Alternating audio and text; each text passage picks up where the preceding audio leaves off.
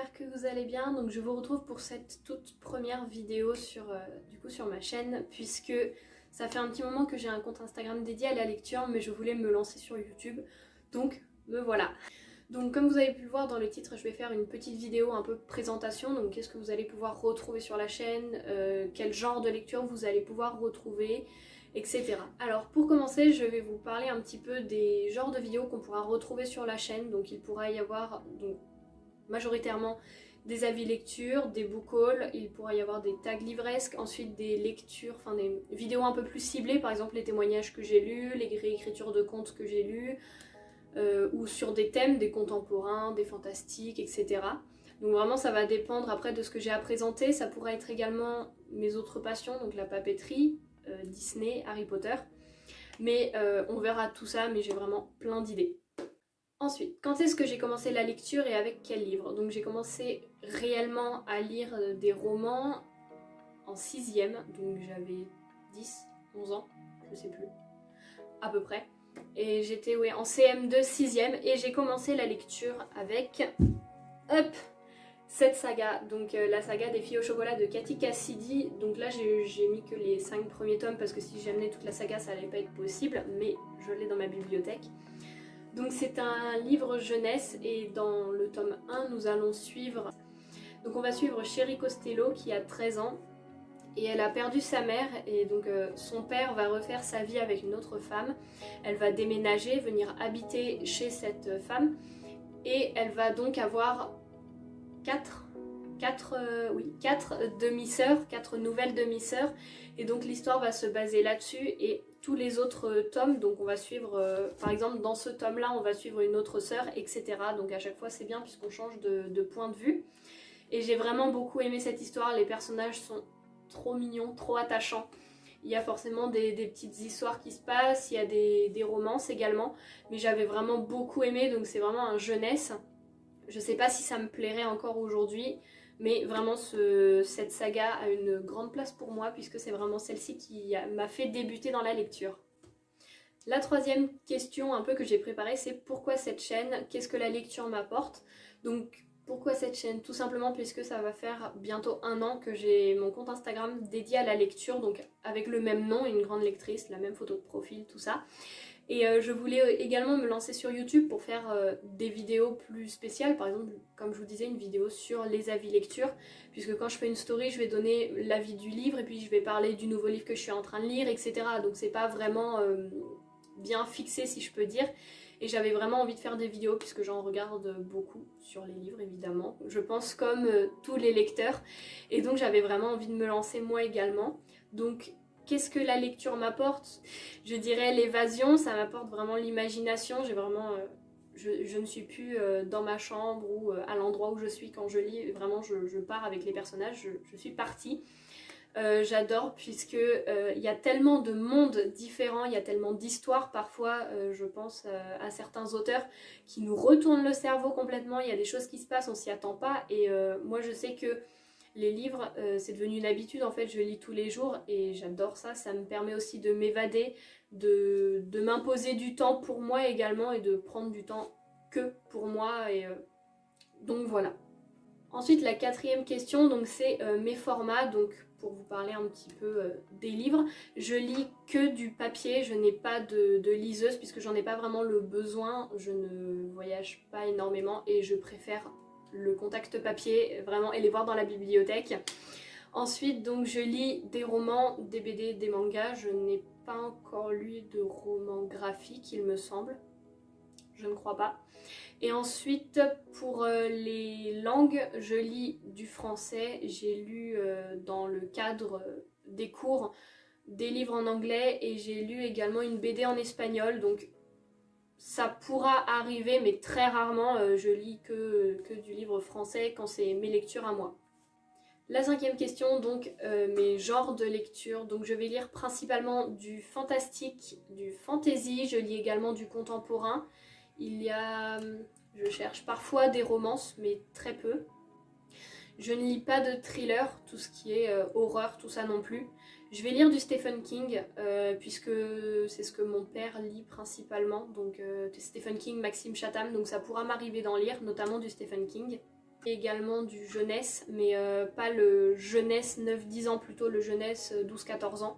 Et après je lis du young adulte, de l'adulte, donc c'est très varié, je vais proposer plein de genres et je vais pas être une période à lire qu'un seul genre, je vais tout le temps mélanger les genres et c'est ce qui me permet de ne pas du tout encore avoir eu de panne de lecture. Donc c'est plutôt bien parce que vraiment, parfois quand je ne sais pas vers quel roman me diriger, je vais aller me diriger plutôt vers une BD ou un manga et après ça repart. Donc j'ai jamais eu de panne de lecture et je pense que c'est notamment du fait que je varie beaucoup mes genres de lecture. Ensuite, la 6e question, donc c'est mon autrice et mon auteur favori. Donc mon autrice favorite, oui, c'est Alexiane Delis. Donc j'ai lu ma première saga d'elle pendant le confinement au mois de mai. Et après, quand j'ai dit dès qu'on est déconfiné, il faut que j'achète tous les autres tomes et tous les autres livres d'Alexiane Delis. Donc je vais notamment vous parler de cette saga juste après. Et ensuite, pour mon auteur favori, il s'agit de Tom Pandore. Donc c'est un auteur auto-édité, mais je vous en reparlerai plus en détail dans d'autres vidéos spécialement dédiées aux livres auto-édités que j'ai lus. Et également, puisque c'est mon auteur favori, donc je vais forcément en reparler dans les vidéos. Pour continuer avec la 7e question, donc c'est ma saga et mon one-shot favori. Donc comme je vous l'ai dit, ma saga c'est d'Alexiane Delis, que je remette les livres dans le bon sens. Et il s'agit du Secret de Lomé. Voilà, donc j'ai les deux tomes, le tome 2 et 3 en grand format et le premier en format poche. Je l'avais eu gratuitement et en fait je n'avais jamais lu de fantastique avant et je ne savais pas si ça allait me plaire. Je l'ai lu comme ça en me disant oui ça va peut-être me plaire et en fait j'ai adoré, je me suis pris une grosse claque vraiment et j'ai dit faut que j'achète tous ces autres livres et c'est celui-ci qui m'a lancé également dans le genre fantastique et fantasy. Donc dans cette histoire, on va suivre Lomé qui mène une vie parfaite jusqu'à une sortie scolaire, je vais y arriver, jusqu'à une sortie scolaire où elle va tomber dans une grotte et elle va se réveiller dans un monde totalement inconnu, une contrée terriblement dangereuse, Balchanta. Donc c'est un monde peuplé de créatures, de personnages très différents d'elle et elle va se retrouver dans la caste. Oui, c'est ça, dans une civilisation organisée en caste et elle va se retrouver dans la caste des esclaves. Donc forcément, elle va être prise, elle va être vendue et elle va essayer de se battre pour ça et elle va se faire des alliés dont on ne pensait pas du tout que ça allait être eux. Vraiment, moi j'ai été étonnée et j'ai été à fond dans cette histoire. Du point de vue de l'univers, c'est magique, c'est trop beau et les personnages sont bien construits. On a vraiment... Moi je me souviens, il y a un personnage, on le voit que pendant une vingtaine de pages et il apparaît que dans le tome 1, c'est pas un personnage principal important et pourtant je me souviens exactement de comment est-ce qu'il est, donc vraiment les personnages sont uniques et ils ont vraiment des caractéristiques qui leur correspondent et c'est ça que j'ai vraiment beaucoup aimé et j'ai voyagé mais du début à la fin pendant ces 3 tomes, j'ai vraiment adoré cette saga. Pour continuer avec mon one-shot favori, donc je n'ai pas pu en mettre qu'un, mais il y en a bien d'autres. Enfin, je pourrais vous faire une vidéo entière sur mes favoris, mais j'ai décidé d'en prendre que 2. Donc je vais vous présenter je sais pas comment on peut appeler ça, si c'est un contemporain, fantastique un peu, et puis un fantasy. Donc il s'agit du Prieuré de l'Oranger de Samantha Shannon aux éditions de Saxus. Donc c'est un bon pavé, je crois de 970 pages, un truc comme ça. Oui, à peu près. Et je l'ai lu en 5 jours, je l'ai dévoré. Ça n'a pas été mon premier fantasy puisque j'en avais lu un Noël encore avant. Mais j'ai vraiment adoré. J'ai bien mis 100-200 pages à me mettre dedans, mais une fois que j'étais dans l'histoire, j'étais à fond, je voulais savoir ce qui allait se passer. Pareil, les personnages sont très bien construits. On va suivre plusieurs points de vue, donc une dresseuse de dragons il me semble. On va suivre également une reine. Et il va y avoir donc des histoires, on va suivre également un autre homme qui recherche, je crois, quelque chose, mais je ne sais plus, ou alors il est exilé. Enfin, voilà, on va suivre plusieurs points de vue. Je ne me souviens plus exactement de chaque rôle des personnages, mais voilà, donc c'est écrit dans le résumé. Je vais juste vous lire les 3 premières phrases parce que si je me perds dans des explications pas possibles, je vais vous perdre encore plus puisque c'est du fantasy, donc... très compliqué de faire un résumé, surtout pour un gros pavé comme ça. Donc je vais juste vous lire le début. Un monde divisé, un royaume sans héritière, un ancien ennemi s'éveille. Donc voilà, moi vraiment je me suis dit non, je vais pas craquer, tout le monde le lit, moi je vais pas craquer. Voilà, tout simplement puisque dans une vidéo, je ne sais plus qui est-ce qui disait ça, mais elle a dit quand on referme le livre, on est triste de quitter l'univers. Et là, à partir de ça, j'ai dit bon, je réfléchis plus, je le prends. Qu'est-ce que j'ai adoré. Vraiment, cet univers est tellement riche et tellement bien construit, vraiment c'est super. Et pour le deuxième one-shot que je veux vous présenter, il s'agit de Lune rousse de Silène Edgar et Paul Beorn, je crois que ça se prononce comme ça, aux éditions Kestelmore. Donc c'est basé un peu sur le jeu Les Loups-Garous de Tierce-Lieu, puisqu'on va suivre deux personnages. Donc l'une vit le jour, l'autre vit la nuit. On va suivre Lapsa et Lune. Elles vont avoir des missions, des rôles à jouer. Et je ne vous en dis pas plus parce que vraiment moi je me suis lancée comme ça dans le livre sans vraiment... J'avais même pas lu le résumé et j'ai adoré, j'ai vraiment adoré. Ce livre au départ c'était pas parti pour être un coup de cœur, c'était une bonne lecture, une très bonne lecture. Et en fait en y repensant, il m'est vraiment resté dans la tête et j'ai vraiment adoré ce livre. Ensuite, la 8e question, c'est ma pile à lire, mon organisation, le nombre, etc. Donc pour l'organisation, les livres lus ne sont pas mélangés avec la pile à lire, puisque comme ça je vois vraiment toute ma pile à lire, ce qui me reste à lire, tout ça. Il y a 68 livres, ou 70 à peu près. Et pour l'organisation, elle est rangée par couleur. Donc elle est juste derrière, voilà, c'est ça. Sauf que si je me filme devant ma pile à lire, on voit les livres, tout ça c'est joli, mais ça va être à contre-jour. Donc bon, on va faire comme ça. Vous voyez le derrière des livres, je pourrais vous les montrer si jamais ça vous intéresse. De toute façon, je vous les présenterai au fur et à mesure que je les lis. Pour continuer donc ma lecture en cours, je suis en train de lire Seconde vie de Fabrice Collin, je sais pas comment on prononce, chez Michel Lafonpoche. Donc c'est un deuxième tome et le dernier d'une duologie, et le premier tome c'est 49 jours. Donc je vais vous lire le résumé pour ce premier tome puisque je n'ai plus exactement le résumé en tête, donc je vais vous le lire, ce sera beaucoup plus simple.